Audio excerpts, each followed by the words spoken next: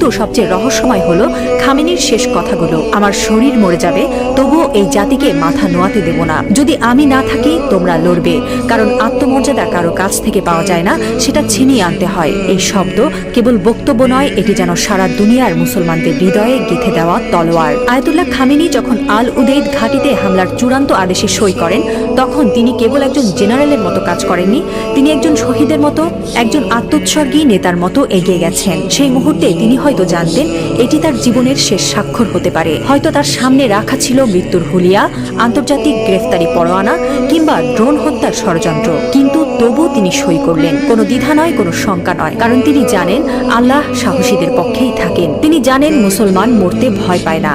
যারা আল্লাহর পক্ষে থাকেন তারা জানে মৃত্যু মানেই পরাজয় নয়, বরং আত্মত্যাগী বিজয়ের শুরু। এই একজন মানুষ এখন আর কেবল ইরানের নেতা নন, তিনি হয়ে উঠছেন সারা বিশ্বের মুসলিম উম্মার প্রতীক। একজন বিশ্বাসী, একজন অটল মুজাহিদ, একজন সাহসী পিতার মতো তিনি বলছেন, আমি থাকি বা না থাকি তোমরা লড়বে। হ্যাঁ মুসলিম উম্মাহ, তোমরা মাথা নিচু করো না। লা ইলাহা ইল্লাল্লাহ, আল্লাহ ছাড়া আর কোনো ইলাহ নেই।